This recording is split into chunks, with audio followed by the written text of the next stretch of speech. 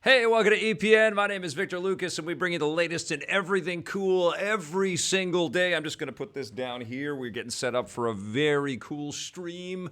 If you've seen my Instagram, you know what we're doing today, and I'm very excited about that. But we're going to get started. We got a lot of show for you guys today. Happy Thursday to everybody, and thank you all that are joining us live on EP Live and that are also watching us in the archive. We love archiving the whole show and getting your comments and your feedback, and of course all of your comments in real time in the chat, which is amazing. But this rundown is going out to LAC64, who worked on the original release of Red Faction Guerrilla, which I think we streamed yesterday. Was that yesterday? Holy crap, time just moves fast. 2 days ago. Okay, yes. Okay. Oh, yeah, yesterday. I can't even. Oh, 20XX. Yes. Yeah, it's been a good week for games. But he says, I worked on the original release. Thanks for playing, Vic. Love that game. Definitely going back to more of that, and I'll have a review of Red Faction Guerrilla as soon as humanly possible. But let's get started with your rundown. District 9 director Neil Blomkamp hasn't managed to get his Alien movie off the ground, so he's taking on another classic sci-fi franchise. Blomkamp is officially set to write and direct a new Robocop movie. It sounds like the new film won't be related to the 2014 remake, thank God, and will instead be inspired by the original classic. Most surprisingly, the screenplay for the new film is being adapted from an unused sequel script penned by the original film's writers Ed Neumeyer and Michael Miner back in the late 80s, so it will definitely have the same style and tone. Speaking with Deadline, Blomkamp says that the original Robocop has a massive effect on him. In particular, its story of a man fighting to reclaim his identity, as well as its strong dose of political and economic commentary. Blomkamp is no stranger to using action movies to explore heady social themes, so he might be just the right fit for Robocop. No production window or release date for the new movie has been revealed, so we might have to wait a few years. Oh my God, this news makes me so incredibly happy. I am an enormous fan of Neil Blomkamp. I love this guy and his work. I liked Chappie a lot. I love District 9. What was the other one that he did, Blake? Elysium, I even like that movie. This guy is just so cool with his aesthetics and his idea of interweaving technology into the narrative and making it disposable but also present and believable. And he's a very, very smart, astute filmmaker. He totally understands the idea of the persistent value and quality of technology sort of connecting to our lives. So I can't think of a better director for a Robocop movie. That is the intersection of us moving forward on our kind of trajectory that we're on, and also roboticizing ourselves. And this is the guy, man. This is the perfect choice. I'm so excited that this is happening. Cliff Blazinski tweeted at Neil Blomkamp, I think just yesterday, asking for a sense of humor and crazy squibs, and it has to be R-rated. And Neil Blomkamp replied back and said all of that is absolutely going to be in this new movie. So I can't wait for this. Great choice, and that's very exciting. Now, two of the biggest behemoths in gaming are about to collide. Capcom has announced that the Behemoth update for Monster Hunter World will be available August 1st, giving Monster Hunters the ability to hunt down the legendary Behemoth from Final Fantasy XIV. New weapons and armor inspired by Final Fantasy will also be included, and best of all, the update will be available for free to all Monster Hunter World players. The collaboration between Final Fantasy and Monster Hunter was first announced by Capcom and Square Enix last month, and will also see Monster Hunter's signature Rathalos invade Final Fantasy XIV later this summer. This is great news. I love it when the huge publishers play nice together like this. I think this is great. Like, I'm not especially familiar with the Final Fantasy Behemoth. I haven't played Final Fantasy XIV for years and years, but I think this is fantastic. It's a great way to cross-promote, obviously, but it just engenders this kind of philosophy like we're all in this together, which the games industry really is, and I frankly wish that this would, infiltrate more of the hardware manufacturers as well. It would be amazing to see some kind of crazy matchup between Master Chief and Kratos or something like that, or The Legend of Zelda takes on, some kind of, I know this will never happen, but things like this make me dream, and it's great. We see this kind of crossover stuff happen in the movies all the time. We see it happening in video games that are sort of, third-party publishers like Konami working with Ubisoft with Assassin's Creed and Metal Gear Solid. I love it. It's just, it's goodwill, man, and I think it's fantastic. So very exciting, especially for fans of both games. The global offensive against loot boxes has claimed another big victory The latest update for Counter-Strike Global Offensive has disabled the game's loot boxes from being opened by players in the Netherlands and Belgium. This follows a pair of rulings earlier this year by the Belgian Gaming Commission and Dutch Gaming Authority, both of which found that randomized loot boxes are a form of in-game gambling and specifically called out CSGO and other big titles like Battlefront 2, FIFA 18, and Overwatch. Other countries and jurisdictions around the world have also been looking at loot boxes and deciding whether or not they count as in-game gambling, with mixed results. This is getting to be a very big story for video games. It's going to become increasingly more difficult for publishers to sneak that kind of stuff in. There's a lot more scrutiny, as there should be. I think the consumer uproar and the voices that everybody has at their fingertips with their Twitter accounts and their forum connections and things like that, people able to create YouTube videos. It's getting heard, and people are definitely jumping on this. Now, I don't necessarily think it's amazing that there's going to be government regulation and, a lot of new eyeballs on video games and a lot of oversight that way, but consumers need to have some protection, and they need to feel less suspicious about the partnership and the relationship that they have with publishers and the games that they play. They need to feel like this is fantastic entertainment that is definitely worth every penny of their dollar. And I have noticed, I've been covering games for 25 years almost, and it feels like there is definitely a lot more suspicion and a lot more negativity associated with the way video games release their titles and how they kind of slice up and parse up all pieces of their software and try to monetize on all that. Now, there's a lot of reasons why that exists, and some of that has been deftly communicated to us as players, but some of it hasn't. And I think that's what this kind of regulation and this kind of major decision making, it kind of points to. Like, some changes have to be made. And I mean, the fact that loot boxes came up on stage at the EA press conference was huge. I think times are a-changing, and the best thing that consumers can do when they're not happy is voice their opinion. But do it in a constructive way. Do it in a way that isn't like taking down individuals and isn't, overly negative and isn't just about, saying F this and F that. It's, honestly, there is a way to make change with this stuff, because honestly, the people that make video games, all they want to do is make us fun stuff. All they want to do is create art that is impactful and that they're proud of and that they sign their name to and they can walk away from and go home at night and feel good about what they're putting out into the world. And commerce is a part of it. But anyways, this is big news, and I don't think this story is done by any means. Black Panther is joining forces once again with the makers of Avengers: Infinity War, but not for a Marvel movie. Chadwick Boseman is set to star in a new action thriller called 17 Bridges, which is being produced by Avengers: Infinity War's dynamic directing duo, the Russo brothers. Boseman will play a disgraced former cop who seeks redemption by trying to track down a killer, and the movie will mark the feature film directorial debut of TV director Brian Kirk, who's helmed episodes of shows like Game of Thrones and Luther. Shooting begins this fall. Back in the Marvel universe, it's unconfirmed if Boseman will return in the fourth Avengers movie next year, although we wouldn't be surprised. Marvel also hasn't officially announced Black Panther 2, although they've hinted that it will be coming out in the next few years, and there have been some release date shuffles happening under the Disney umbrella, and it's predicted that I think in 2021, in February, it's crazy, but they think this far out, but I think in 2021, February, which is the same month that Black Panther 1 was released, Black Panther 2 will come out then, so just go stand in line now. They've got these things all, marked. They've got dates on them, but there's a lot of unannounced titles and names for the upcoming movies because we don't know what's happening after Infinity War. But don't be surprised if we see a lot more Black Panther. Incredibly, awesome and important character in the Marvel Pantheon, an incredible story this year for movie making as well. And Chadwick Boseman, man, he is an incredible actor. Really, really impressed by this guy. Has given lots of speeches and has been on talk shows. He's going to be saying Wakanda forever. But he does a great job with it. And I can't think of a better person to kind of carry that mantle, Really, really cool dude.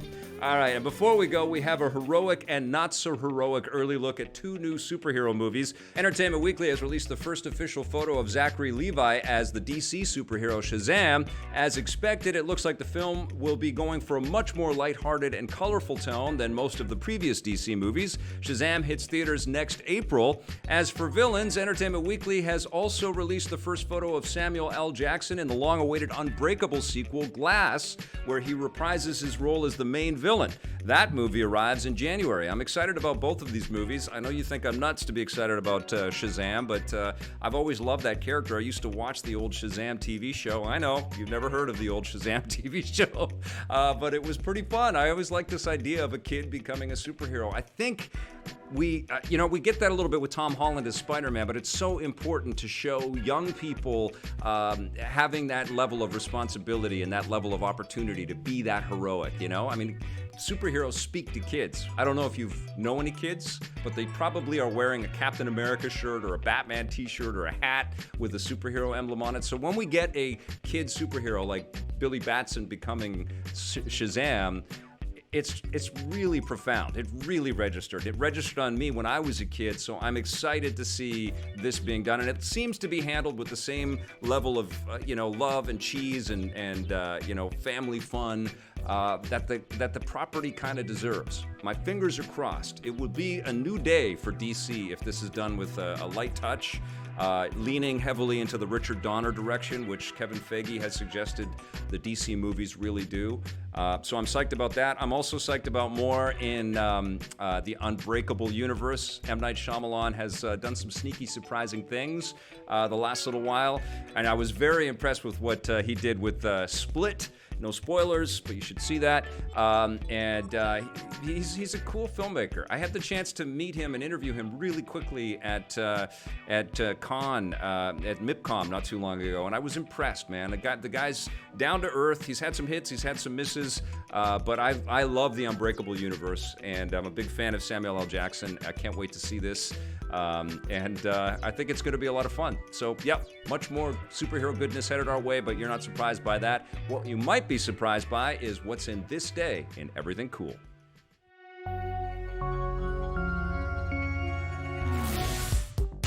Welcome to This Day in Everything Cool for July 12th. On this day in 1990, one of the biggest and longest-running game franchises of all time fought its first battle. The very first Final Fantasy game was released on the NES in North America. Developed by Japanese company Square, the gameplay was actually inspired by Western RPGs like Ultima, with players and their squad traversing a large fantasy world and getting into turn-based battles with enemies. The battle mechanics were much more in-depth than most RPGs, though, with different spells and powers having different effects on different kinds of enemies, but despite the intricacies, the game was still accessible and easy to play for newcomers. As such, Final Fantasy became a huge hit, helping to popularize the turn-based RPG genre and making it mainstream. The success actually came as a surprise for Square, because previous projects from the studio had sold poorly. They were on the brink of bankruptcy and expected Final Fantasy to be their final game, hence the title. When it became a hit, it saved the company, and they went on to create countless sequels and spin-offs. They actually thought it was the final Fantasy. Can you imagine that? That's hilarious. What a great story that is. Listen, I got a couple of... thank you, everybody, for joining us, by the way. Paul Adamson, I see you there. Paul Casilio, thank you so much. Sammy M111, Finite Joy. I don't think joy is finite. I have an issue with your gamer tag there, or your username right there. Joy is not finite, right? Joy extends forever and ever. Blade Blur, great to see you. Terrence Foreman, Burton Pierre, Power Metal Gamer asking when we're going to be doing a little bit of Darksiders. I'm playing it in the background. I'm trying to progress a little bit as we're running some of our segments and stuff. But right now, I just want to give a shout out. We got a couple of new picks here of people that have picked up some EPN merch. I don't know if everybody's seen this, by the way. I have an EPN. I'm starting to love this thing. I like how thin it makes my phone. I had a big chunky one because I have a very protective case fetish for my phone. I don't want it to drop and crack. I hate having cracked screens and stuff, so I actually have the heavier duty version of the case, and it's still sleek. It's still very good. And the one I used to use was thicker and great, but I like this a lot, and I like seeing the logo. Anyways, that's available on the shop, but people picked up a mug. This is Wahahaha is the username on Twitter. Picked up a mug, and that looks so cool. We have two different versions of the mugs. Teespring has a different EPN mug with a smaller logo and different color options. And this is the Design by Humans mug, which fills up the thing. I think I like the Design by Humans mug a little bit better. I like the big, bold wraparound logo right there. And then this is Blair Farrell, who was not having a great week, but the EPN shirt arrived and it cheered him up a little bit, and I love that message, and I hope you are doing much better, my friend. I think you tweeted out a picture of you playing some Crazy Taxi today. That'll put anybody in a good mood. But anyways, I've got another review on the run for you. This is probably something you have heard of, maybe haven't seen. I don't think this has been too big of a hit, but Warner Brothers sent me the Blu-ray to review. Here's 1517 to Paris.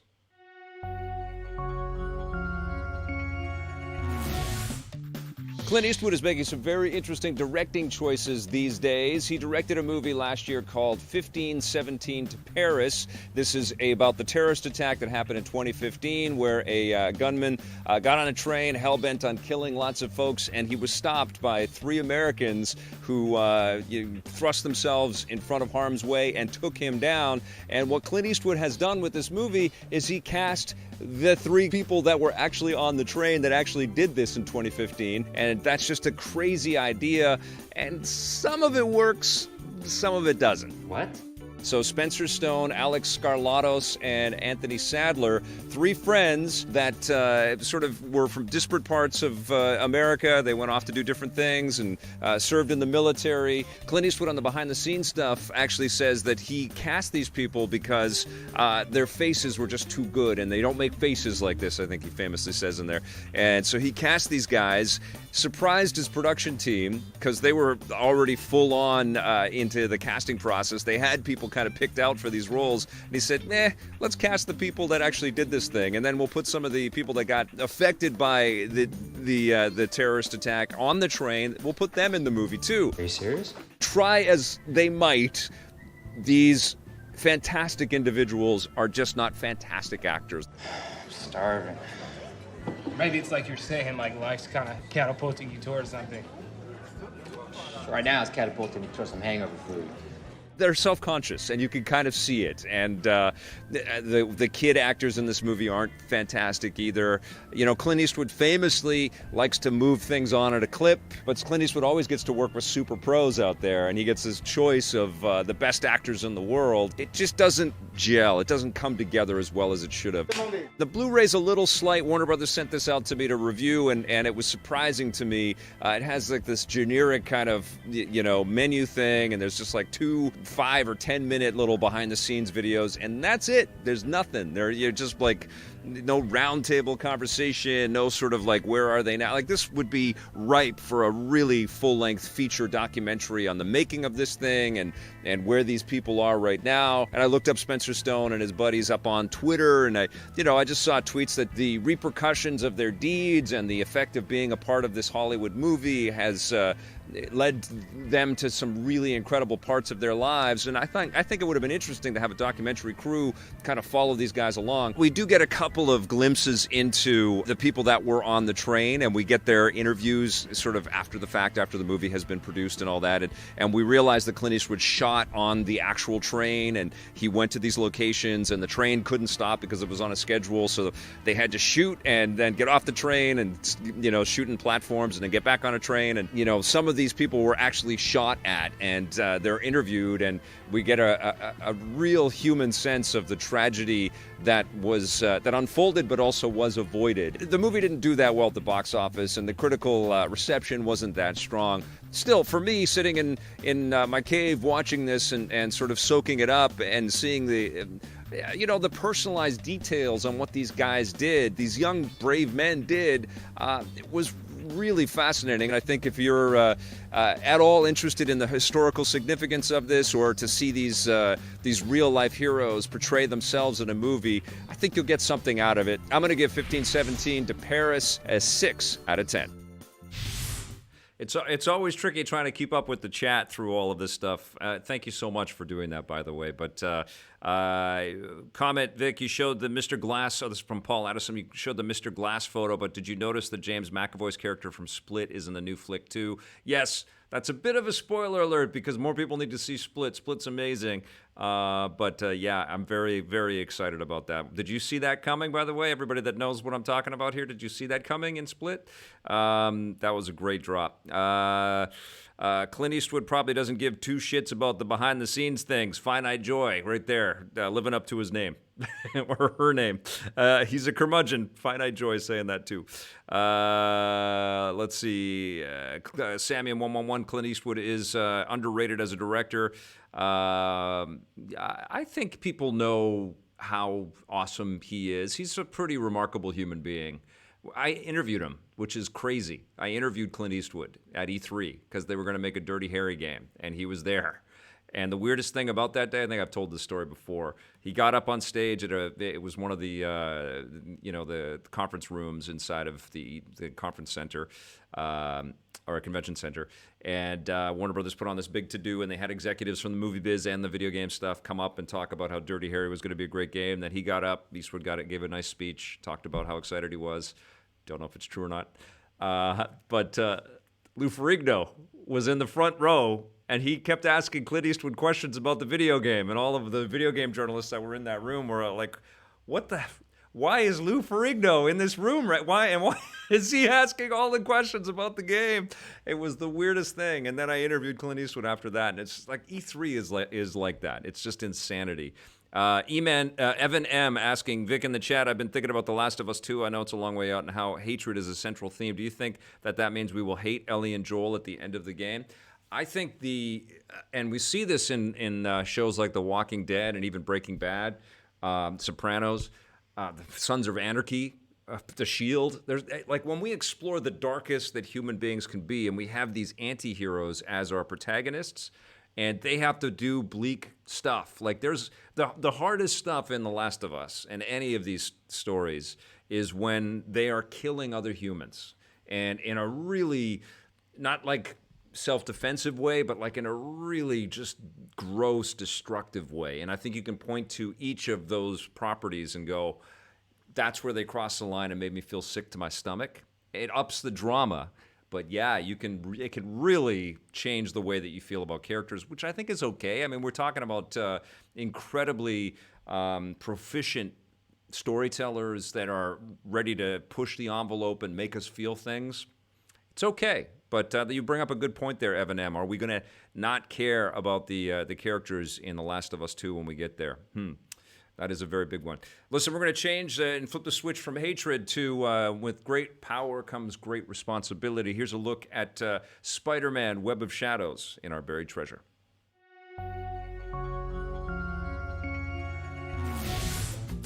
Back in 2008, Activision released a very good and somewhat underappreciated Spider-Man game called Web of Shadows, which was developed by Treyarch and Shabba Games. They shared responsibilities on this title. After Treyarch had a very successful run with Spider-Man titles like Ultimate Spider-Man and Spider-Man 2, they kind of handed over the reins a little bit, and Shabba Games developed something quite interesting here. It was a kind of split personality Spider-Man experience. You got Black Suit Spider-Man and you got Red Suit Spider-Man. They had different sort of movement abilities. The Red Suit Spider-Man was a little quicker, but the Black Suit Spider-Man was a little bit tougher, a little bit more destructive.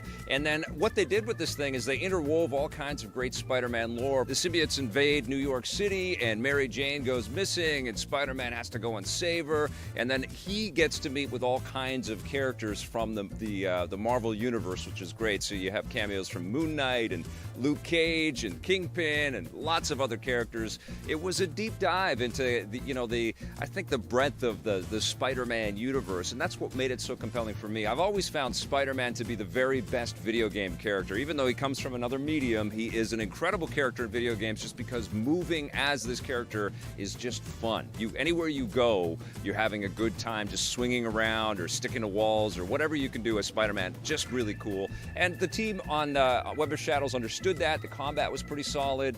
Swinging around felt really good. The story was was actually kind of fun. I don't think it's going to stack up to what Insomniac is preparing for us on the PlayStation 4 with their Spider-Man game, and certainly we're entering a new era for Spider-Man. And this isn't the best of the Spider-Man experiences that I've played over the years, but it is very good, and it's also underappreciated, and I would say that that qualifies it as a buried treasure. Don't leave the show to go and play that game. I know that's exactly what you want to do right now. When I see that, I'm like, why am I not playing Spider-Man? Spider-Man games are like that make you just want to stop everything and get lost and swing around the city. They're the games that you never really stop playing. It's like you have to force yourself to back away from the game because it's just fun to play. It's just fun to swing, you know? I can't wait for Insomniac's Spider-Man game. Lots of comments. We'll get to more of those in Let's Play in chat. You guys are great. Keep your comments coming. Remember, help us out a little bit. If you put it in all caps, we'll do our best to give you guys a shout out there.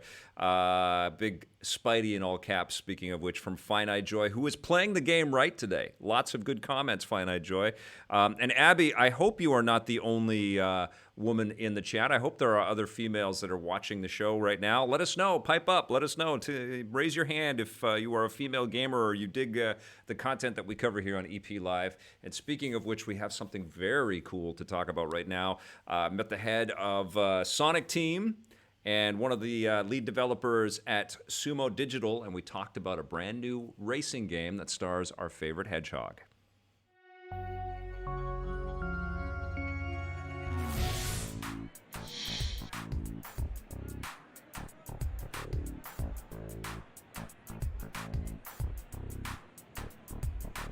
We've got a fantastic E3 treat here. Iizuka-san is with us from Sonic Team in Japan, and we've got Derek from Sumo Digital in the UK, and they are collaborating on Sonic Team Racing, a brand new racing game in the Sonic the Hedgehog franchise. First of all, Iizuka-san, I have to say congratulations, because Sonic is back in a very big way with lots of really, really good games.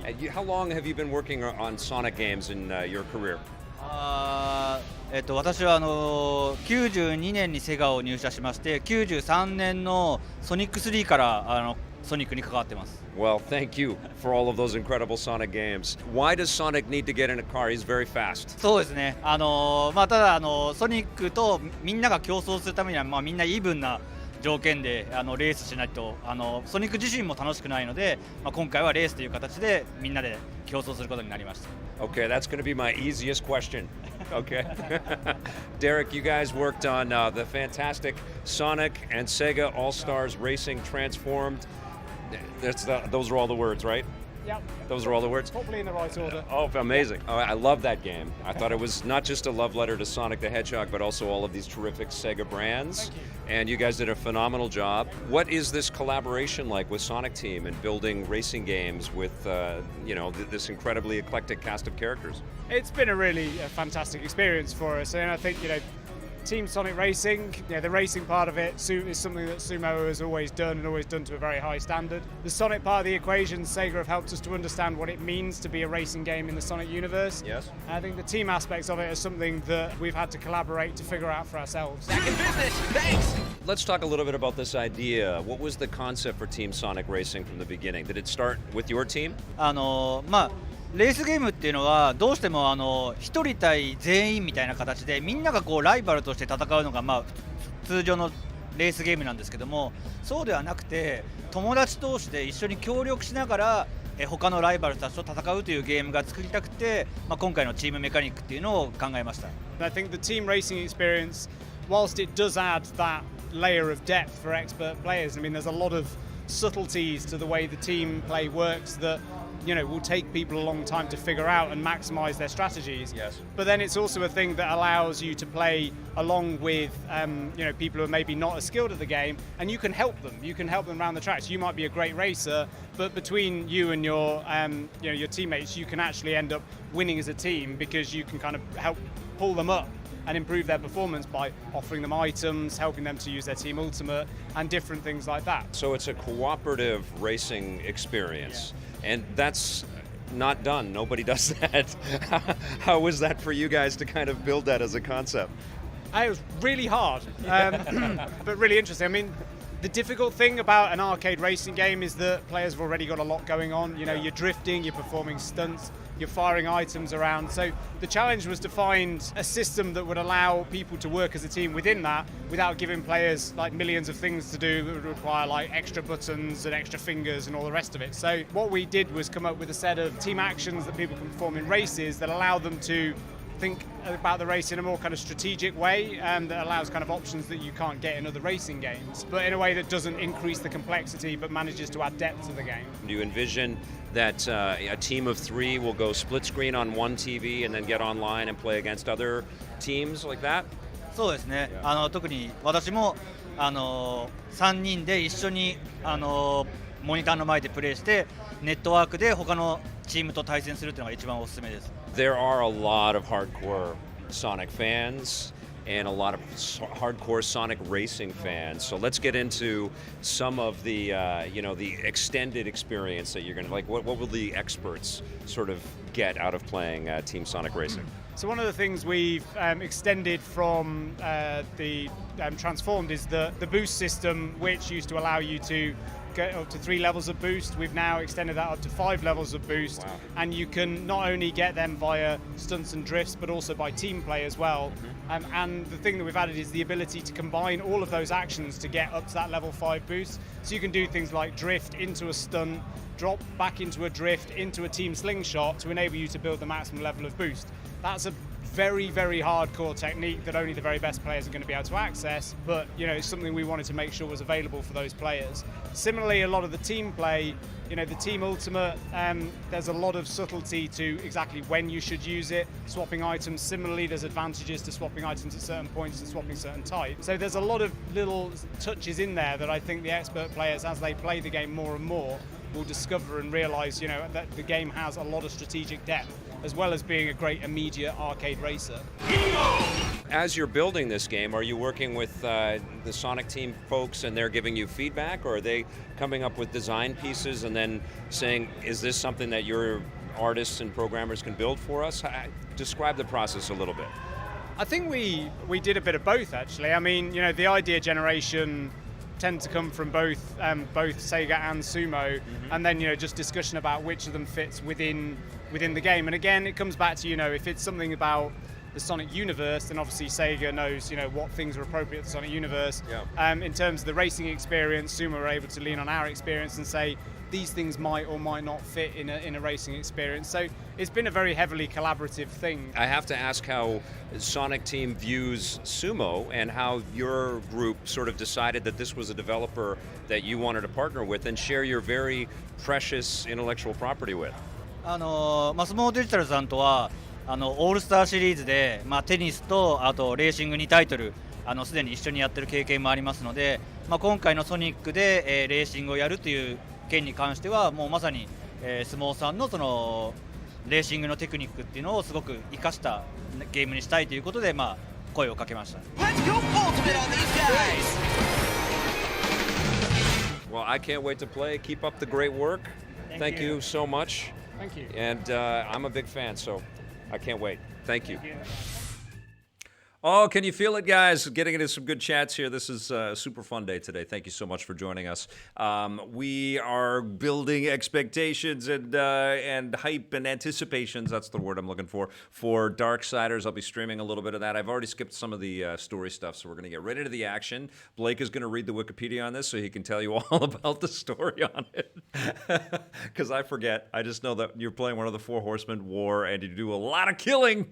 And we're about to do that. But first, we have to do a little Film Fury action right now. We're going to see The Rock be a hero. Surprise!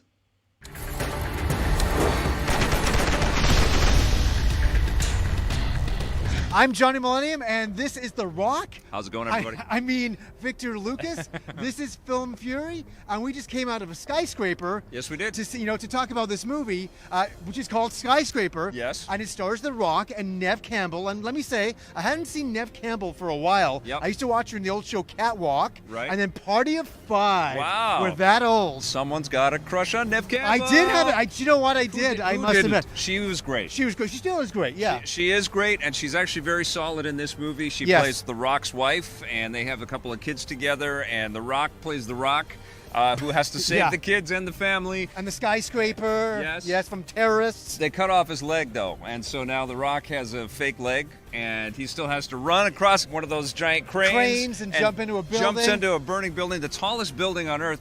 And I thought it was pretty funny that the first, I don't know, 20 minutes of the movie is like all PowerPoints telling you about the schematics of the building Of and how course, big it is yeah, and yeah. where all the security Well, systems are. it's kind of like a science fiction building. It's not just Yeah. like the towering inferno of some old building. Right. It's a brand new state-of-the-art thing. It was cool. Made in China. Yeah. And In Hong Kong. Yeah, in Hong Kong there, and it's ridiculous. Yeah. It's over the top. So many cool. goddamn floors, and Yeah. 4 or 5 times the size of the biggest building in the world, Well- with this huge sphere at the top, Yes. with all these goddamn things in it Yeah. that don't make any sense to be there. Yeah. All these holographic Oh, yes. images. I knew when the movie started. I'm like, this is where the movie will end. Yeah, and I don't want to spoil too What much. are you going to spoil? Well- It's a movie about a skyscraper that's on fire. And The Rock's going to save his family. Yeah, I mean, you do know you, that, do you right? think he's going to fail? Did he fail, Vic? They actually show you in the trailer that he chops an elevator and it flies down. Yes. And they pass right through the fire and they save each Do other. you know what he did that? I'm Yeah. like, you don't know what's down there. You Yeah, can't send your I family know. down there. Listen, if you're looking for logic in this movie, that's your first problem. Okay, Yeah, there's yeah, not yeah. a lot of logic in this thing. It's really just about adrenaline, and it's about a lot of height shots. And I think they did a pretty good job at setting the tone of the film and giving us a sense of Scale and tension. And my hands were legitimately getting sweaty. As Mine were. I was wiping Yeah, them down. yeah. I have a terrible fear of heights. Right. And the movie starts, I'm like, great. Just great. And The Rock's jumping out of the building and strings. hanging out I know. outside of the window. Holding bridges together.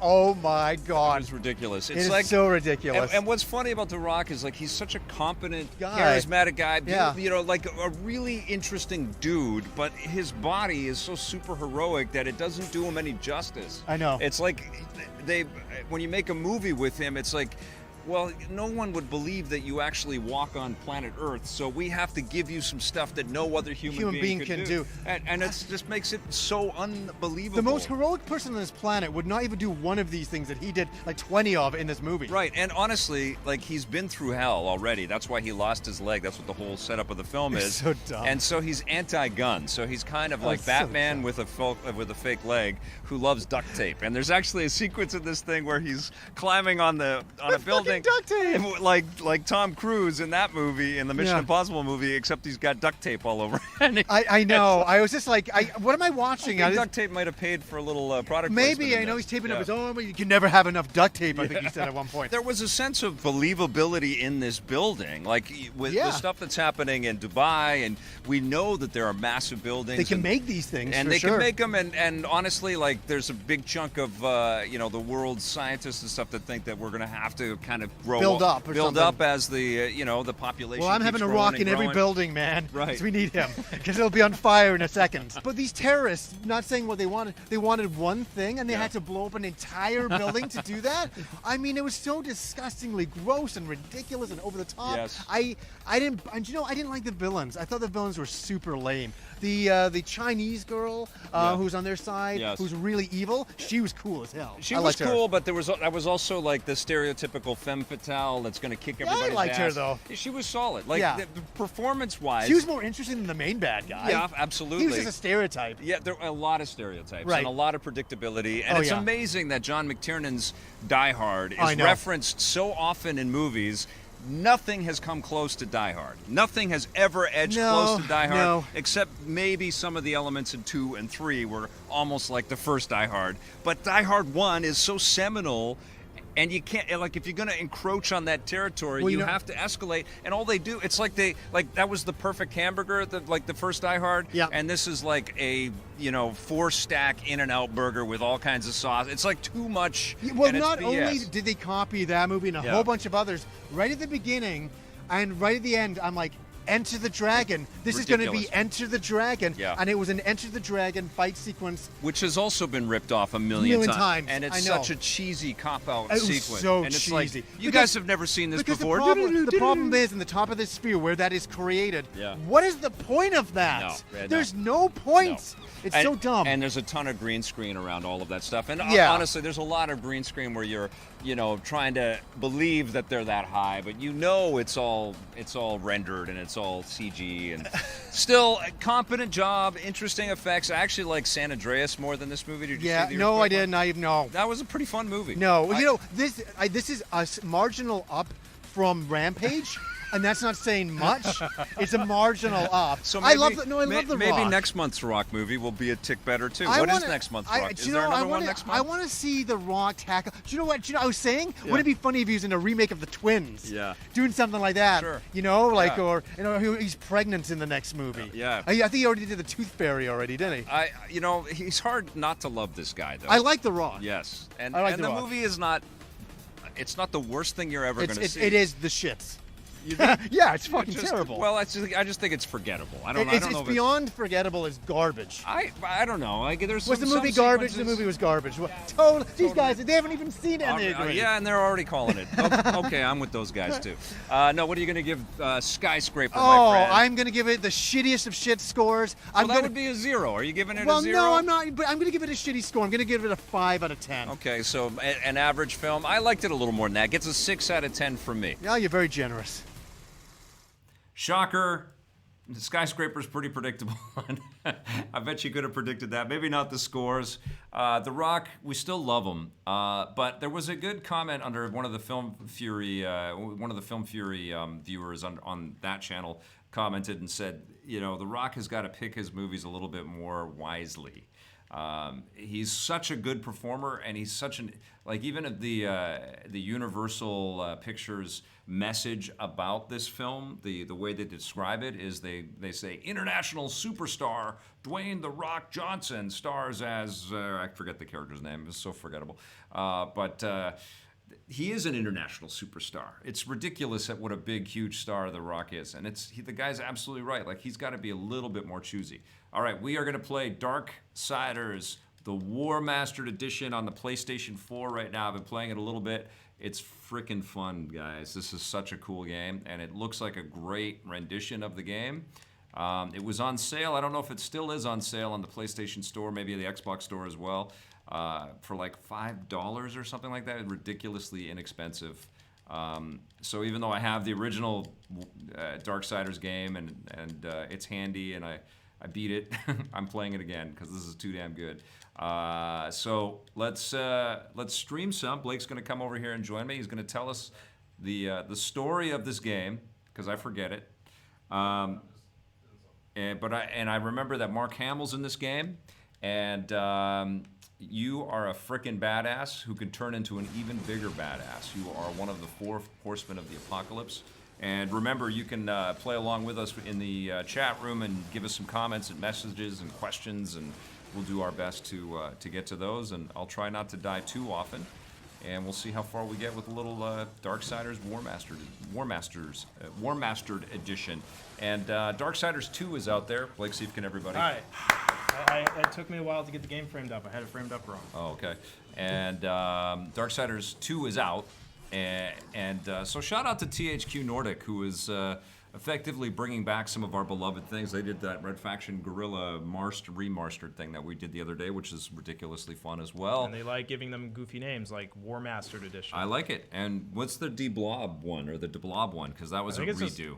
It's just for a Switch, I think. Okay. I don't think it has a fancy name. Yeah, I noticed that it's also available on Xbox and PlayStation 4 too. When I was looking in their e-stores as well. But that was fun too. So we've been giving THQ Nordic a lot of love. That's because they're giving us a lot of love by bringing back these franchises that should not have died with THQ. Okay, so I think I'm going down here. I got another Chinese robocall. You did? Yeah. Amazing. Have you guys been getting the Chinese robocalls? I asked a Chinese friend of mine what they're saying. And what are they saying? Apparently it's telling you in Mandarin or Cantonese, I don't know which. It's telling you like you lied on your immigration form. Oh, that's so frightening. Yeah, so you didn't. I mean, I didn't. I was born here, but yeah. It's like the CRA Oh. scam where they tell you you're being audited. Okay, yeah. So Patrick Furtado with the super chat. Thank you so much. Darksiders, all caps, many exclamation points is his message. are we turning to the dark side? Agreed. Yes, we are definitely deep into the dark side. Okay, so you want me to read the Wikipedia page Yeah, for this game? let's recap what this game is all about. What's the story? I'm fighting angels.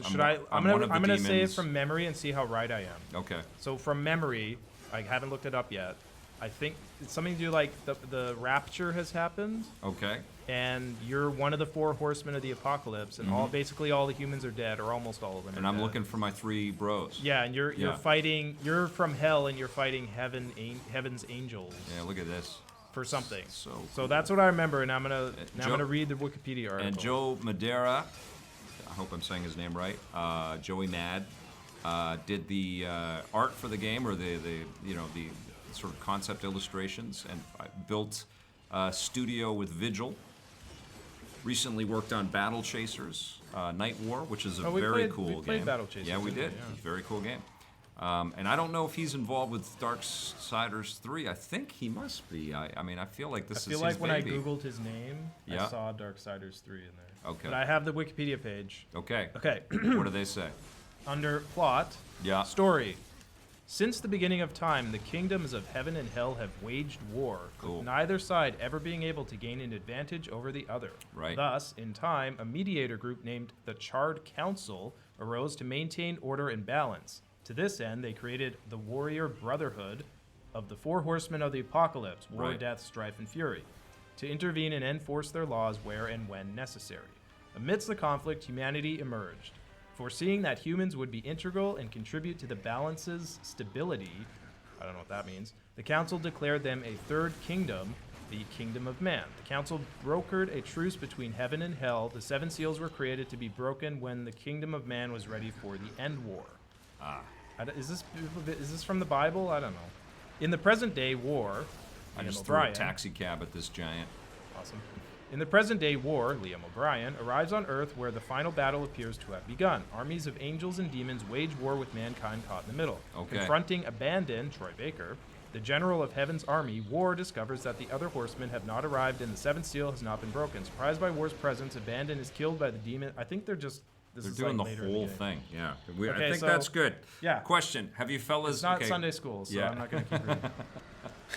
I think we were right. As angels and demons are fighting, yeah. Earth is fighting really screwed up, monsters. and it's awesome. And boy, does it look awesome. Is this Washington, D.C. that you're in? What building is that? Looks like a capital. So a big orange monster has taken over Yeah. Washington, D.C. And I have to. Oh, okay. I hit him with a few cabs. Now I got to go slice and dice his face. Okay. He's a big, loud orange monster with something weird on the top of his Demon. head who has taken over Washington, This D.C. is. It looks great, huh? Blake and I were talking as we were running the Skyscraper interview that we would love to see more PlayStation 3 and Xbox 360 games get this love, get this treatment, man. I really want to see Mod Nation Racers and MotorStorm get remade for What the happened to PlayStation MotorStorm? 4. Why hasn't there been a new MotorStorm? I don't game know. in a while? I mean, they disbanded. They broke up the team, and they're scattered to the winds. But even those original games, like Mod Nation Racers in 4K at 60 frames per second, because the polygons would be the polygon count would be less, would be incredible. I have a question from Sam. We always call him Sammy in 111. Yeah. I think it's Sam I Am. Oh, Sam, I am From the Dr. Seuss book, Okay. Green Eggs and Ham. Okay. I just realized that like 5 minutes ago. Okay. Question: Have you fellas seen Override merchandise? City? I don't know what Override. Oh yeah. Have you fellas seen Override Mech City Brawl trailer? No. I don't know what that is, so no. I probably should have read the comment before I started saying it. That took 6 minutes to read that comment, so Probably no. took me longer to read it than it took him to write it. Here's one I can You comprehend probably from Blade could have Blur. watched the trailer. I have one from Blade Blur that I think I understand. Okay. There is all right. only one thing bad about the original Darksiders. They had the brilliant idea to release this the same day as Bayonetta. Ooh. That's interesting. Whoa. Some good trivia from Blade Blur right there. Yeah, Bayonetta's been remastered too. On Yes. Wii U and Switch. You know what? I mean, these games were amazing. This was maturation of 3D design. Smaller teams that were probably a little bit more agile, a little less freaked out, because every game has to, be a home run now. The costs are enormous in this 4K era, and so, back in PS3, 360, things were still on an upward kind of trajectory for team sizes and imagination and investments, and now it's like, how do we get our own Fortnite? And where's our Overwatch? And can we make a Destiny? And so consequently, these things, like that Fortnite interview I did, that's 6 years in development for Fortnite, and then they scrapped what they were working on. Just made a battle royale game. Like, who funds that other than Epic, who's got all the money from all of their engine stuff, and Gears. Thanks for the super chat, Tyler Fisher. Oh, you rock, buddy. Gave us about $3.50. You are the best, and you got your stuff worked out with Designed by Humans, which is awesome. Good people over there. So what other products could we have EPN logos on, Vic? Oh man, I don't know. People keep coming up with new ideas. I've got to get into Teespring again, on the Teespring shop, and add a bunch more colors, because I only put a black t-shirt originally. Your watch needs your attention. Oh, it says time to stand. I like that this thing reminds me to stand Jesus up. Christ. And I also get reminders to breathe. Don't let that watch push you around. I like the watch, man. It's the watch. The watch is good for little reminders that there's other things going on out there. I saw something about Galaxy. What was that? Where's that? Right down here. Jordan Cunningham. Question: did you guys know Galaxy Variant S Edition is on Nintendo Switch now? I saw that. I remember digging that quite a bit when I checked it out on the PlayStation. I don't know what I'm supposed to do here. I'm skipping all the cutscenes. Okay, I just press the button. That is a very cool space shooter, kind of an anime kind of vibe. I think it'd be a great fit on the Switch. I hovered over the buy it button. And the same thing for Flint Hook, which is excellent, made by Tribute Games. It's on sale on the Switch right now. I have it on the PS4, so I didn't buy it on the Switch, but it would be a great game on the Switch. It's a super fun, classic 2D scrolling thing with the hook mechanic. How would you pronounce that? Chaos Eater. Oh. Yes. Oh, okay, yeah. Sam I am. I was looking at, I thought it was like Chow Setter. Yes. Okay, I have a question. Oh, wait, we got a great suggestion from Abby Jameson, EPN Joy-Con controller cradles. Whoa. I guess there is that whole other area of putting our brand on like actual gaming products and stuff that we could explore, I guess. That's pretty cool. That's a good idea. I have a question from Adrian Leon. Mm-hmm. He wants us to solve the most important question that's in culture right now. Yes. What is better, Fortnite or Battlegrounds? I like Fortnite better. I just think there's a little bit more freedom, and there's a little bit more imagination happening with all these new little story bits that they're adding to it. I'm not playing either religiously, but I think Battlegrounds is really fun for the game design that it is, but it takes itself, I think, a little bit more seriously. And I don't know. I like the accessibility that Fortnite kind of offers over PUBG. PUBG feels like you really have to be a serious kick-ass gamer to do well in that game. I've played both of them for about 10 minutes each. Yeah. And so I'm an expert. Yep. And honestly, because Fortnite has all the crafting, I felt that Battlegrounds was a bit more accessible to me. Oh, right, okay. Like, I didn't need to think about what I was doing in Battlegrounds. It's like, okay, I know what I'm doing. I'm shooting, I'm hiding, I'm aiming down my sights. Fortnite, I was like, what? It's how do I craft? How do I do this? How do I... I mean, it's pretty easy. You just tap on a button and you see the... yeah, but it's like... The silhouette of what you're going to drop out there. Can I run on ledges? I think you're supposed to climb up that. Yeah. Okay. Oh, right, okay. I can't run wall run right now, right? I don't think this character could do that. So this is the thing. It's like Zelda a little bit. They borrowed from Prince of Persia at the time because this was that era. Every Prince of Persia influenced a ton of games, you fight a bunch of hellacious creatures, and so there are dungeons like Zelda, and then there's a huge open sort of environment. That guy, the demonic creature, I think is played by Mark Hamill, and is War played by Troy Baker? No, I think Troy Baker was someone else. Okay. According to Wikipedia. Let me. Okay, so I'm taking all of these souls, which I guess is my currency to upgrade all my stuff. You guys know. The combat is fun. It's so cool looking. I don't know if this is running at 60. War is 48 frames per second it says right now, which is pretty solid. War is Liam O'Brien. Okay. So you're playing as War, right? Yes. Yeah, so that's Liam O'Brien. Okay. What has he done? He's done a lot of like Naruto and stuff like that. Okay. And Troy Baker is Abandoned. Abandoned? Abaddon? Abaddon? I don't know. Taking So a guess. Abaddon. Okay. That's a Hebrew word. Okay. Yeah, I didn't go to Sunday school, guys. Sorry, I don't know these words. Someone had a question here I wanted to ask. Okay. Oh, yeah, it's a suggestion. Tyler Fisher is saying that Danger Zone 2 releases tomorrow. Yeah, I just got a code. What the hell is Danger Zone? It's I where don't. you fly into in Top Gun.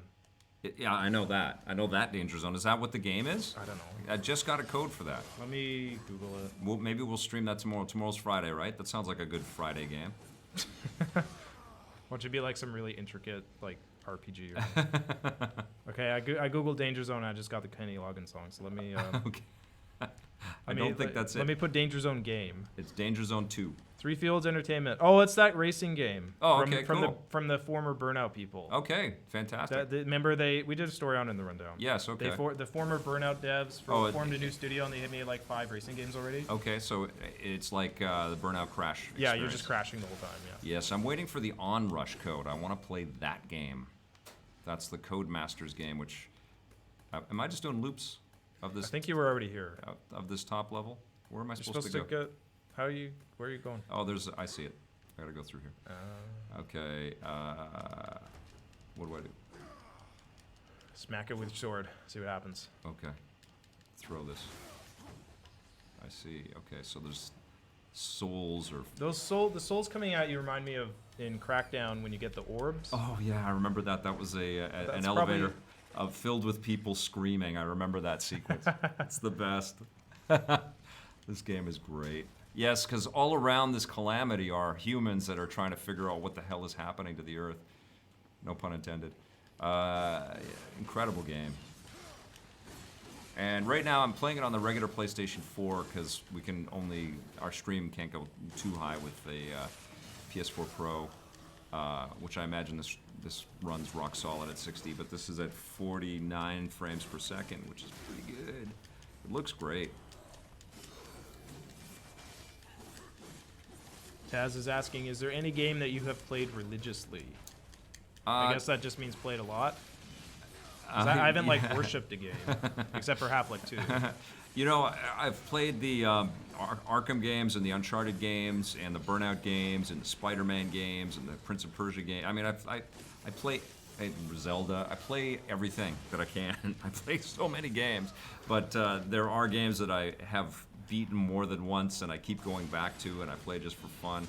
I sent a tweet out to Bluepoint, who I think handled the port of Uncharted collection for the PlayStation 4. I've been having the damnedest issue with that game because I want to play it. I want to stream right from the very beginning. I did a little bit of that when we started to do a little bit more streaming back in 2016, but I want to go back to it. For some reason, Uncharted 1 off of that collection, whether it's from the disc, I actually bought it digitally as well, it just keeps crashing, and I can't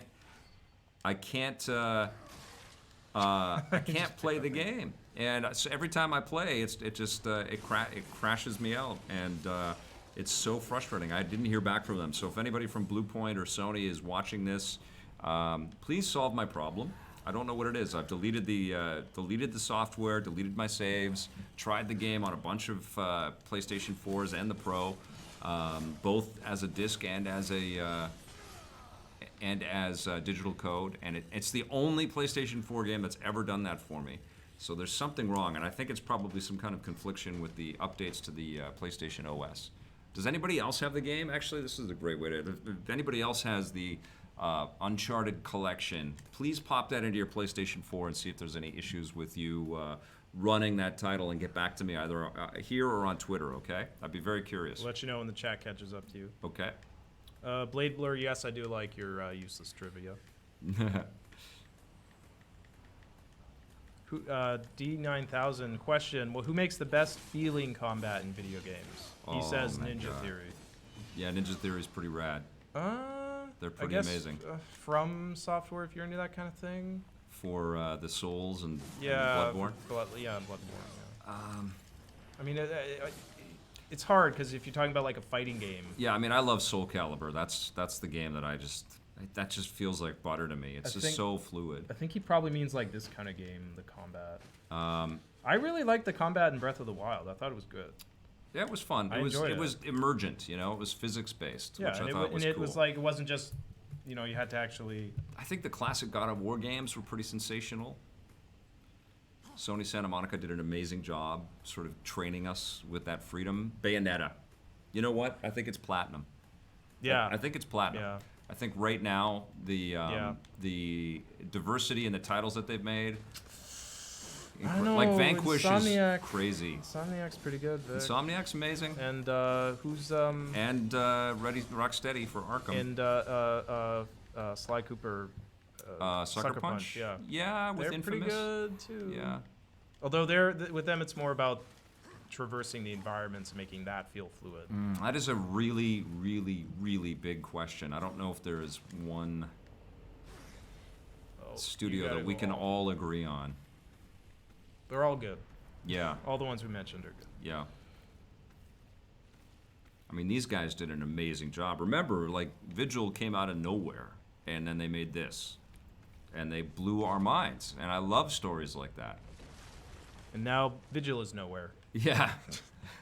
because because the people from Vigil founded a new company Yes. after THQ went under. Yes. When you learn from a game like this, many doors open. You know? Sometimes studios close and doors close, but then new ones. That's why you have to ship, you know? And I have developer friends that work on things that just don't ship, and it's the most Yeah. debilitating and Work on sad something thing. for 2 years and Yeah. then, yeah. Because if you ship, you learn, you know? You get the not just the satisfaction of completing a project and getting it out into the world, but you get the feedback and the reviews and people discovering things over time. And, you know, like it shows up in segments like Buried Treasure, and there's like inherent sort of shelf life value that extends beyond just the launch of the game, you know?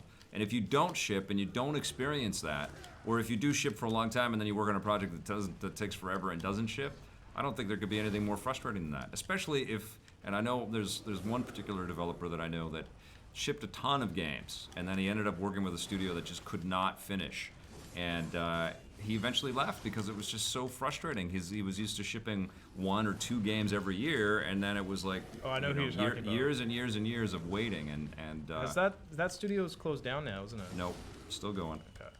Well, I But- guess we can't say the name, so we shouldn't. No, not saying anything, but yeah, I couldn't imagine anything. I mean, that's one of my reasons for continuing to do what I do with EP. I mean, I love what I do, but I also love that we make things, you know, and there's no.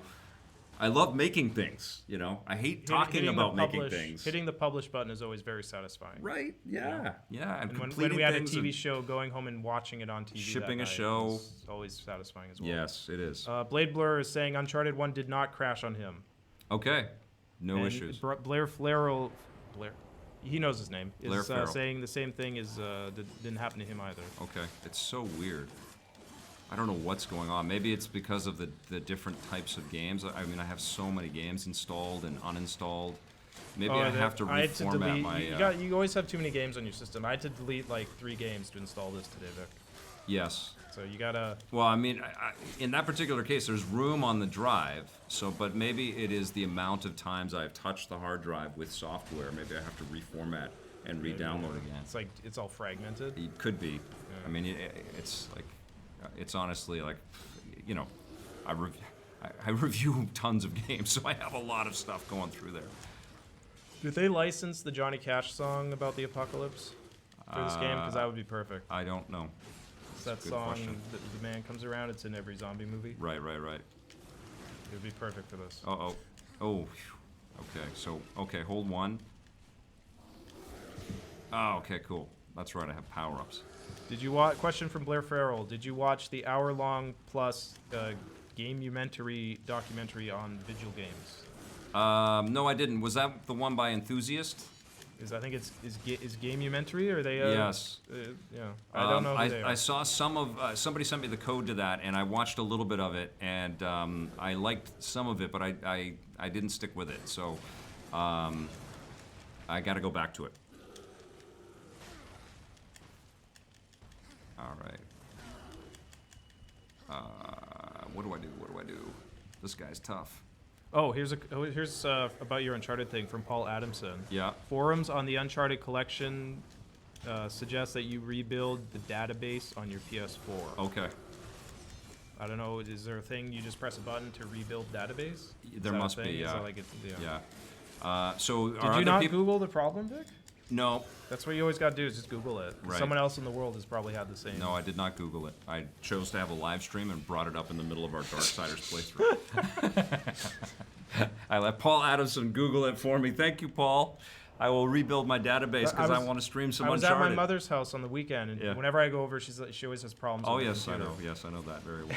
And she's like, she cuts there and she's having this really specific problem. Yeah. And then, like, in 5 seconds, I tell her what to do. And she's like, how'd you know to do that? I said, because I just Googled it. Because you're not the only person in the world who's going to have had that problem. I think we should wear T-shirts when we go visit our parents. Just Google it. Just say Google that. Google or it. Google it. What's a you googly? Okay. Map. Local. Let's get out of here. Where do we go? This way. Blair Farrell saw an article on Kotaku about not resetting the system, but reorienting the data so it downloads correct. I guess that must be a thing in like the settings for the PS4. Okay. You go on like it must be like a defragmenting thing or something. Yes. Well, I'm excited. If there is a solution, I'll be playing Uncharted again soon, and I'm freaking excited about that. I want to play all of those games again. Apparently today, I didn't put it in the rundown because it seemed kind of sketchy, but Nathan Fillion, the Firefly actor, yes, he Instagrammed a photo of Drake. Yeah. And then had in the description had some like Latin phrase that's something to do about Nathan Drake or Sir Francis Drake. No way. So now everyone's like speculating that he's going to be that they're casting him as the older Nathan Drake in the Uncharted movie. He's 50 now. Yeah, they've already. Is Tom Holland official, or is that just like an unconfirmed I think it's official, but he would be playing the younger one. I guess he could still play the older one. Like Indiana Jones is going to be 80. He could play Sully. He could play Sully. He could play Sully, yeah, for sure. Yeah, you're right. But I don't know. Oh my God, that would be very ironic. Yeah. Wow. Or he could play his dad or his older brother. I don't know. Right. That's cool. We'll see when That's cool. If any news about that happens. I mean, more than. Well, today on my Instagram, or last night after I saw Skyscraper, I tweeted out that The Rock has been cast as Kratos. I don't know if you saw that picture, but yeah, I saw your little side by side. Okay, I'm going to talk to Volgrim. So it's official on my Instagram that The Rock is going to be playing Kratos. Call me The Rock. And I'll put you and Shaq together. We'll talk. Blair Farrell says, check your Twitter, Vic. I just sent you a link about rebuilding your database on the PS4. Oh, you guys are the best. You guys are awesome. Thank you. I don't know what Volgrim is saying. Hold on, I'm going to put my headphones on. You don't want to not listen to Volgrim. Yes. Look at the creature design and the environmental design. Radness.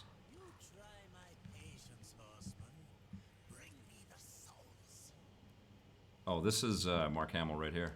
Oh, this guy? Or it's somebody that sounds like Mark Hamill. Okay, I can hear the crows.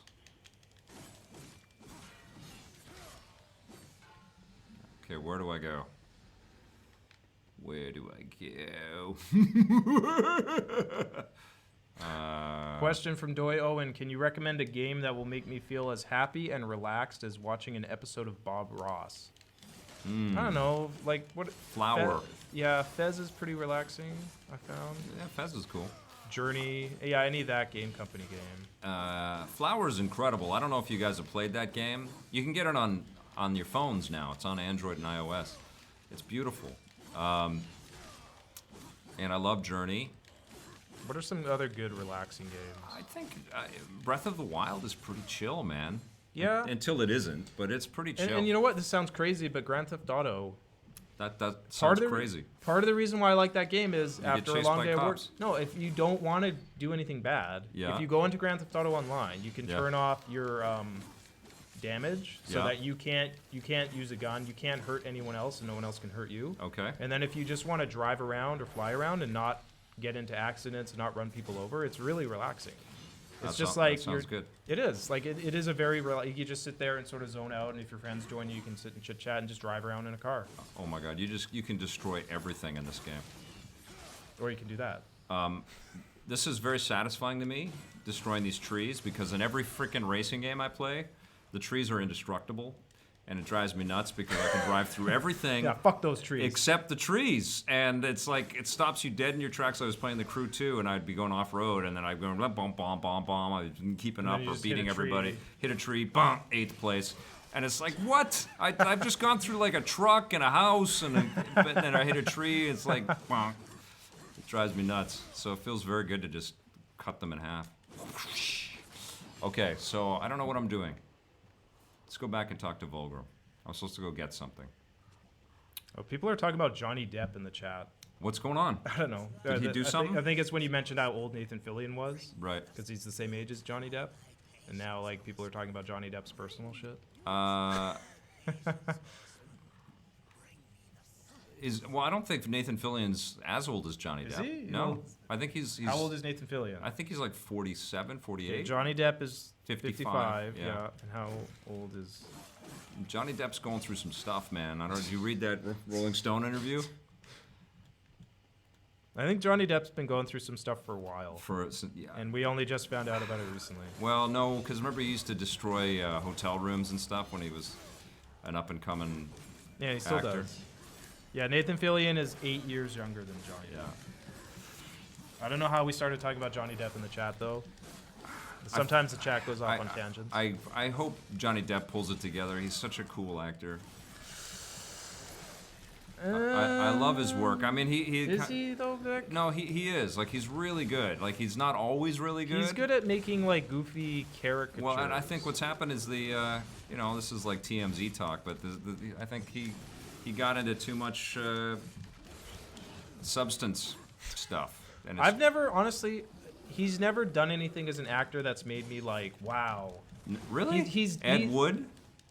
Okay, fine, Ed Wood. Okay. No, even that. He's a good actor. Scissorhands. Maybe Edward Scissorhands, but he's always playing like these goofy sort of larger than life characters, which he does a good persona. What was the movie he did with DiCaprio? That was an incredible film. What? Where DiCaprio is challenged. Yeah. Oh yeah, I guess he's good in that too. But for the most part, when I think of Johnny Depp, I think of like goofy. Watch old episodes of Jump Street on YouTube. Guy has always That was 40 been years good. ago, Vic. I know, but his first stuff, he's a really, really, really good actor. Watch him in Pirates of the Caribbean, and not. No, that's what I mean. Pirates of the Caribbean. He's not. It's not him like. He's no, not he, acting. He is great. He's playing a goofy character, which is good. I'm not saying that's bad. It's just like it's not acting the same way like Daniel Day-Lewis is acting. No, it's not like it's not you're sitting there like, oh my god, he's such a good performance. No, it's like he's inhabiting a goofy, larger than life persona. Yes, and he relies heavily on his costume. And he does that in Ed Wood as well. In Ed Wood, it's very like hey, it's Bela Lugosi, hey. Yeah. Like he's not. He doesn't become. I got the one role. for you, Donnie Brasco, or which one? Or is that right, Donnie Brasco? Was that the one he did? Yeah. The mob one. Yeah. Yeah, I think excellent. that was him. Yeah. And he I was know also the one good in the where he plays Whitey Bulger too. He was great in No, that too. see, even that I didn't like that because he was like it was him in makeup and doing all this goofy shit. Like Right. he didn't inhabit the role for me. Okay. The same way that, like he doesn't. I What don't is this? think of him as a serious dramatic actor. I think of him as a Hollywood larger than life persona actor. He makes interesting characters that are fun to watch, but there's not dramatic depth to them for me. I loved him in the Don Juan DeMarco. I thought he was incredible in that too, where he was a guy that seemed to have some psychological issues, but he was like a total Lothario, and Brando was his psychologist. He was great. And Edward Scissorhands, I will concede, does a very good performance. Oh, he's in terrific. That. But Ed Wood, even though I love that movie, that's an example of what I'm talking about with Johnny Depp, is that it's him being a goofy thing. I think you disqualify the amount of work that he has put into that career and into those roles a little too quickly. But I'm not discounting it. It takes a lot of work to do those, but it's different than sometimes what you just Daniel want Day-Lewis yeah. does. Sometimes you just want a normal person, and you want him to just play a relatable human being. And he doesn't ever seem to do that. He does always seem like his Mad Hatter and stuff. He does seem to always have the crutch of some kind of prosthetic or, contact lenses or something. People are saying Once Upon a Time in Mexico. Yes, he was great in that. Great in that. He's again in that. Are you a Mexican or a Mexican? That's a terrible line. But I know, but memorable. But he's again in that movie. He's playing a thing. Yes. He's playing a guy who walks around with a mechanical that whole thing is a arm. thing. That whole movie is. Yeah, that's the point of that movie. Yeah. He's up against Antonio. I Banderas, love Desperado, by the way, with Antonio Banderas. Johnny Depp's not in Desperado. I know that movie is incredible. Have you seen El Mariachi? Yes, that movie was impressive, but Desperado was incredible. Desperado is a very good movie. Yeah. Desperado was like seeing Blade for the first time. Okay, Sleepy Hollow is another good Johnny Depp. Sleepy Hollow, great. I can see. I admit that is a very good movie. Also, From Hell, terrific in that too. Yeah, and see all these movies. It's not him doing the Mad Hatter thing. Yeah. Or the Pirates of the Caribbean thing. He had some very calculated. So it's a cool discussion. I mean, we're talking about an actor that has fashioned some very fascinating. I don't think he's a bad roles. actor. I never said he was a bad actor. I'm saying it's not. It's different than like a serious, like Daniel Day-Lewis type. You know, I'm sure I've talked about this before, but I met Johnny Depp really, really early in his career when he was on Jump Street. My brother introduced me to him, and even he must have been like 22 or something like that. I was young. I was like 19, and he already had this. I called it like a tunnel vision. Like he didn't really want to look directly at people. It was like he was just so. Already, just in a couple of years of Jump Street, so surrounded by people wanting his attention and wanting to be noticed by him that he just didn't look directly. And I could see that. And that was my first time being around somebody that was that famous and that acutely aware of. Yeah, that would put the zap on your head. It'd right? be weird, man. Yeah. It'd be very weird, you know? And I don't think he asked for that when he signed up. But then I think. That's why Heath Ledger killed himself. Because that should happen to him. Yeah. You know, he got famous so quickly. Yeah. And he couldn't handle it.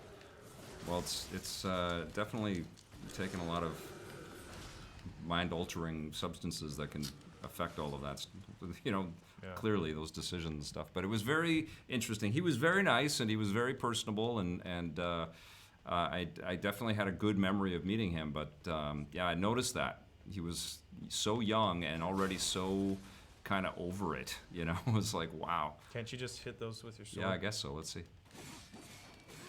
Not really so the doing car has more impact than your sword? I guess so. Let's see what's happening here. I don't know all my powers and stuff. I haven't really been paying attention. But I've been very impressed. Let's see if I can... Was Platoon his first movie role, or was it Nightmare on Elm Street? I think Nightmare. I don't remember his stuff in Platoon. Platoon, he's in it for like 5 minutes. Platoon was 87? That was a movie. Holy crap. Platoon was 86. Nightmare on Elm Street, I think, was 84, but I'm Googling it to make sure. Oh, maybe I go down here. Nightmare on Elm Street was 84. So it was 2 years before Platoon. I keep wanting to call it Splatoon because of the... Splatoon is very different from Platoon. Yes, it is. What was his very first movie role? Let me see. Johnny Depp? Yeah, I think it was Nightmare on Elm Street, but he might have been in DiCaprio something. is a way better actor, Thorazine 666 saying. Yeah, Nightmare on Elm Street was his very first. DiCaprio is pretty phenomenal. I'm going to have to disagree with you there. Really? You don't think Leonardo DiCaprio is a phenomenal actor? Who do you he's like? He's an over-actor. No. He's very good. Very good. I don't buy him sometimes. What was that movie? When he does it, when he gets too big, I don't buy it. What was the damn movie that he did with... The Revenant is good because he never gets too big he was in that. incredible. It's him more subdued. But what was the movie that he did with Johnny Depp? What was it called? What's Eating Gilbert Grape? Yeah, God, he was incredible in that. No. Yes, he was. No. Yes, he was. He was great. It's easy to play that kind of role.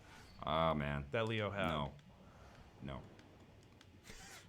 No, it is not. I'm not going to quote it, but there's that famous speech in that Robert Downey Jr. does in that movie he made, that comedy movie. Oh, yeah. I don't want to quote that. Yeah, okay. I'm thinking of that right now. Right. With regards to Leo's role in that movie. Well, you're saying that, you're saying it's easy to play Dustin Hoffman's role in Rain Man, and it's easy to No, play. because he did the opposite of what Leo did. He was great. I just don't think Leo's that good of an actor. I think he's good when he's not getting too big. When he gets too big, it's like, I'm Leo. You didn't love the King of New York, right? No, see, he's good in that because it's not him getting too big. Oh, he was great in and that. like And that The Tarantino Departed? movie, The Departed is good as well. But like the Tarantino movie where he gets really big. Titanic? Titanic, I don't like him in that. What? No, he's not. He's next to Kate Winslet. She's a fantastic actress. Blake, you are very hard to please, man. I just don't. Very hard to I please. just don't buy him. Wow. He's one of the best. Like best in The ever, Departed, best of all in time. The Departed, when he he's been starts, so like, good since he was a little every kid. Every scene where he's like freaking out in The Departed is bad. It's the scenes where he's quiet and not. Oh man! When he starts freaking out, it's like he's like watching Jim Carrey. I totally disagree, and you are very hard to please. I can't believe it. Like, these are career-defining performances. These are things that any actor would kill to be able to do and kill to have the opportunity for. And he rightly earned every single one of those and over-delivered every time. Like even The Beach. The guy's incredible. He's terrible in The Beach. No way. He's terrible in that. Jamie Andrews says, thanks for putting me on the show at EXP during E3. Well, thanks for coming to join us at EXP. Oh, that was awesome. Is EXP done and It's gone, yeah. Yeah, it's so sad. And I reached out to those guys. Oh, I can level up my thing. It's getting spicy in here. It's getting hot. Yeah, we can't have the AC on because it's loud. Yes. Reached out to EXP to go and visit them before they closed, and they were very busy that week, and I didn't really want to make a big deal out of, EP going down there or whatever. Because there's a lot of regulars, obviously, that kept that place hopping, and I think they were going basically to have their moment, and I didn't really want to. I wanted to come and join it, but I didn't want to be a big deal or make any kind of fuss about anything. So I told them that. And they did have a killer end of the run there. They had a great last week. Lots of people turned up, and such a shame. But I think there's something cooking. So we'll stay tuned and see if there's a reemergence, which would be rad. Because Vancouver definitely needs places like that. People in the chat are comparing me to Scott C. Jones. I just want you guys to know I worked at this company for like 3 years before Scott C. Jones. So if anything, Scott C. Jones is the new me. Oh, yeah.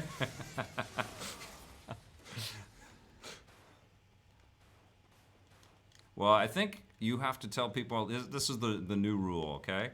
You're not a fan of Depp and DiCaprio. I didn't say I didn't like them. I like them in specific kinds of roles. Okay, all right. Well, you've got to illustrate now, I think, which is only fair, a couple of actors that consistently blow you away. And Daniel Day-Lewis, yes. Well, I mean, I was saying Daniel Day-Lewis because he just came to my head. Yeah, he's arguably the best since okay, Olivier. You know who's an actor who I love and everything I've ever seen him in is Michael Stuhlbarg. Okay, who's he? He's the dad in Call Me by Your Name. Okay, yeah, he's great. He's in. He's very present in his roles. He gets typecast as the nerdy doctor guy. Sure, he's in Doctor Strange. He's in The Shape of Water. I love Michael Stuhlbarg. Yeah, he's great. I think he should be. I fell in love with him in A Serious Man, the Coen Brothers movie. Okay. He's excellent in that. Yeah. I think he needs to be in every single movie ever made. Okay, Frances McDormand. Frances McDormand is great in everything she's ever done. Yeah. Wonderful. All of the big Coen Brothers actors are good. They pick the best. But Michael Stuhlbarg, even in Men in Black 3, which is a terrible film, he was in it, and his character was so good it like makes that movie watchable just for him. Right. Because he's so good in it. Ryan Reynolds. Does he ever not deliver?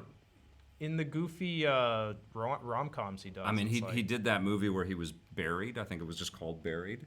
Yeah. And he's just in a coffin for the whole thing. He was riveting. Yeah, but he's not like a. He could do anything. He's Ryan very Gosling good. is my Ryan favorite Gosling. Ryan. Holy Christ. He's my favorite Ryan. Yeah, he's pretty great. Ryan Gosling is always good. Okay, so I think I had to get 500 of those is what I had to do. To appease Mark Hamill. Yeah. So here we are at the 10-minute mark, which took me an hour to get to. Jordan Cunningham says, Blake, what do you like? Half-Life 2. That's about it. That's it. Half-Life 2 starring Ryan Gosling. Yes. He'd make a good Gordon Freeman in the movie. Yeah. God, look at how badass he looks. We may see some new cosplay because this thing is out now. People are pointing out we both have multiple layers on in the middle. Is that what it is? Yeah. I do have 2 shirts on. I don't know why. I don't want to get too overtly promotional, but I am wearing my EPN shirt. Maybe I'll just wear that. I'm bringing it. Okay. Whew. All right. Let's strip down. Let's see if I can get down to another layer. Gosling was reinvented by his role in Drive. What was that goofy Drive Canadian was show incredible. he was on? I don't know. He was on like Voyage of the Mimi or something. I don't know. As a kid. Or like Mickey Mouse House or whatever. Well, I know that he was in a show with Tyler Labine, who is another fantastic Canadian actor that I really Yeah, he was on. Yeah, he was on Goosebumps and Are You Afraid of the Dark and Mickey Mouse Club. Okay. Ed Harris, there's an actor. Always an good. actor, yeah. Holy crap. So good. Okay, so now I'm going into here. This is a game where you, like most video games, where you pay attention. The end of the world. And Jimi you get a Andrews lot loves more. your shirt, Vic. The blue is nice, huh? It's very nice. Okay. Steve Carell, Tyler Fisher, he's kind of hit and miss as well. He's done some lame roles. But he's also done great stuff. Yeah, he's very Little Miss talented. Sunshine, he's really good in that. Oh, yeah, that was great. But he's also done some pretty lame That's a good comedy. topic, man. That's a good topic. I feel like sometimes we should just do a chat, like bring up a topic and we just get into it for a little bit with the Like chat. Vic's Basement? Yeah, like Vic's Basement. I mean, I'm missing Vic's Basement. I think you guys can tell. Topic, why are trees in games so indestructible? Why can't trees in real life be like that? I'm waiting for some sad news about Johnny Depp, and I really hope it doesn't happen. You know, like I really hope there is nothing sad or tragic. I hope he doesn't hurt himself. I hope there's no hospitalization. You know, like I'm just really concerned about because I don't know if you guys have heard, but he's getting sued for punching somebody on a set right now. I hope the person he punched is okay. That too, yes, for sure. But it sounds like a guy that is at the end of a tether right there. Is that Mark Hamill as this dude? It sounds like a guy that's Doing a Mark Hamill. in the world of the Joker. I know Mark Hamill's in this game, but Who I does thought Mark Hamill voice in Darksiders? I think he is the guy that's on the shoulder of War. Okay, so I don't have any of these things. I don't. Oh, he's my store basically. Could be Volgrim. So you're saying that Mark Hamill turned to the dark side? He did. He plays the Watcher? The Watcher. Yeah, he's like your conscience that's playing alongside you. Do you remember? I don't know where to go, guys. I'm stuck now. I remember getting stuck in this He's game. this character. Yeah, he was on my shoulder, helping me out. Do you remember in 2010 wondering if Mark Hamill would ever play Luke Skywalker again? Yeah. And then he never did? Yes. And he wasn't in the games. It's crazy that Lego Force Awakens got Harrison Ford to play Han Solo. That just blows my mind. Yeah. You know, all of those games. I wonder if they even tried talking to Harrison Ford before. Like, we want to make a Han Solo game. Will you do it? I wonder if that ever happened. Not before Disney. Lucasfilm wouldn't have paid him. Is that what it is? George Lucas would have looked at it and been like, you want to pay him how much? No, just get some sound alike. You think? I think George Lucas would have not done that. Well, Lucas didn't have the greatest respect for video games. He also didn't have the greatest respect for Harrison Ford. No, they're great friends. Are you kidding? But as an actor, like, he was always maybe not respect is not the word. No. George Lucas is very frugal, and he's not going to pay Harrison Ford to do something that he can pay a sound alike to do for 1/10. Oh, I know what I need. I needed I need to be able to zap up to the. I need like one of those chain things so I can jump up to the glowing blue bits. But I think that's far from here. So what do I do right now? Let's see. If I go to Does it have my select the gear? Okay. I don't need that. Character. What are my objectives? Where do I go? My artifacts. Is that it? Okay. What does this do? My map. Okay. Find the demon Samael. So I have to get into that space. I mean, it looks like it's just right here, but I can't get in there. Thorazine, Wolf of Wall Street. No. Wolf of Wall Street, right? No. Yes. Too big in that. That's exactly what I'm talking about. He was great. Too big. No. Too big. You're crazy. You compare that to Jonah Hill, what Jonah Hill is doing, he's getting big in the same way, and it doesn't feel as forced. No. It's easy to sit there and yell and be like, I'm crazy. No. It's easy to do that. Nothing that he does as an actor is easy to do. At all. I totally disagree with you. He's an excellent actor. And that was a terrific performance. THX 1138 needs a remake. Get on that, Lucas. Well, Lucas did a special edition thing with it. Yeah, they on did. DVD. And I didn't mind the changes in that because they're so minute. It's not like, well, some of the changes are. He didn't put Jabba into it? He didn't put a cartoon Jabba the Hutt, no. He did add, he did add like cartoon monster things in one shot. Is that what I had to do? Does anybody remember what I have to do? Oh, thanks for the super chat, Blade Blur. You rock. Thank you, buddy. What do we do? Is this the key or something? There's a gold thing on your map. I know, I can't do anything over there. There's another thing on your map. That's like a swirl, blue Okay. swirl. Okay. What's the That's- blue swirl? The blue swirl is Volgrim, who wants to sell me stuff. Are you supposed to throw something into that hole in the wall? I don't really have, What if you press pause? Is there like a no, I tried all that. instructions or- I tried all that. Ask Chad if they remember Chat, tell what us I what to do. What do I do now? I know it's going to be easy. I can't just destroy this, can I? No, and I... Jordan Cunningham, cutting your hand on a piece of glass is not the same as acting. So there. Okay. That's talking about Leonardo in Django Unchained. Ah, right. That's not the same as acting. Okay. Restores some of Rage's... War's Rage. Life Essence. No, I don't need that. What do I need? Sword. I can get a Demon Edge. Rising Uppercut Slash. Oh, that's what I need. Harpoon Tackle. Demon Edge is like a good name for a metal band. Like a death metal band, that would be a cool name. Demon Edge. I think it's this that I want, right? A powerful precision move that pierces through by.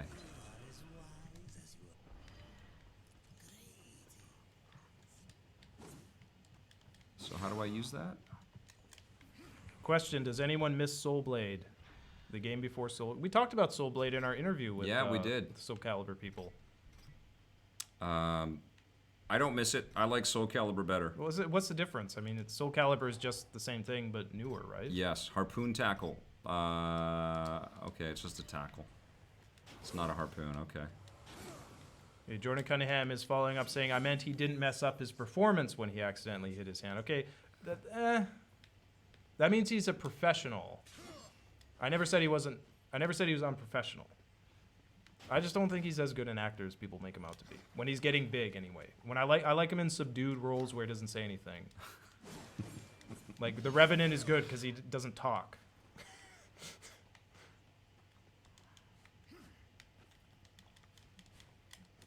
I'm stuck. I don't know what to do. Well, we could call it a day, Vic. I think so. I think. It's hot in here. Sadly, I do not want to. I think I'm going to have to stream this some more on my own. I think that's what the plan is going to You be. can play this tomorrow, Vic. Yeah. There's no rule that says you can't. I'm playing more of this. I'm hooked. I want to play it. I'm trying to figure this out, but I don't know what the hell to do. And Chad, I think it's been a while since you guys have played, so I'm not getting any help on this. I have to read about it, I guess. I will go to... I mean, I have to get in there, but I don't know what to do. I'm pressing the triggers. It's not any of these things. It's not this. When I go here, My weapons just say info. Just my Chaos Eater. I don't have any other things that I can use. What's this gear? My Wrath abilities. Okay, those are the blade geysers. Is that assigned? Yeah, it's already assigned. Okay, I don't know what to do. Like hold down buttons, nothing's. Okay, I've got uppercut moves. I can do my harpoon attack. Does the harpoon attack crush this? No. Do I just have to go and keep killing Patrick Furtado cars? says R1 or R2. I don't know what that means. R2. I'm trying all of those. Okay, well, thanks for coming, everyone. We're stuck, guys. This happens. These are video games. This thing's not letting me out, right? I can't get past here. No. No. No. I think that opens up after I think I found the thing down there, right? Oh, I'm stuck. This is frustrating. Oh, I don't know what to do. Let's call it a day. Okay, that is it. The game is fun, EMAC, absolutely, but I'm stuck, and that happens. Thank you so much for watching, you guys. Blake, thank you very much for following along in the chat. Thanks for coming, everyone. It was a good conversation about actors. Hello, Victor Lucas. Thanks for putting me on the show. Jamie Andrews, you rock. Thanks for being there. You guys are awesome. Had a very, very fun day today with lots of good things to talk about. And yes, Leonardo DiCaprio is an incredible actor. I think we can all agree on that. We'll be back again tomorrow with a new EP Live. But until then, we have tons of content for you to check out. So please do. And if you dig it, hit subscribe, that little bell. And if you're so inclined, that sponsorship button. Thanks for watching, everybody. Have yourselves a great day. Play forever.